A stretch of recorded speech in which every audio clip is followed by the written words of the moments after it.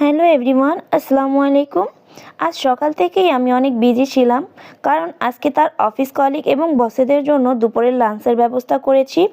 Normally তার অফিসের বসেরা আসলে বাইরেই খাবার খায়, কিন্তু তারা এই বাইরের খাবার একদমই পছন্দ করে না। তাই সে ভাবলো আজকে সে তার বাসার ঘরোয়া খাবার খাওয়াবে। তাই আমাকে বলল যে আজকে সবার জন্য একটু ঘরোয়া খাবার রান্না করে দিতে। তো যেহেতু আজকে তার বসেরা আসছিল, সেই জন্য তার কলিগদের জন্য ব্যবস্থা করা হয়েছে।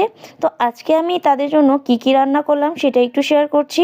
ছিল 2টা কষা হাঁসের মাংস, ডাবের পুডিং, বাঁধাকপি ভাজি, নারিকেলের দুধ দিয়ে চিংড়ি মাছ ভুনা, টমেটোর চাটনি, ইলিশ মাছ ভুনা, আর ছিল আমার হাতের স্পেশাল বেগুনের আচার বা বেগুনের টক, আর ছিল টমেটো দিয়ে ডাল।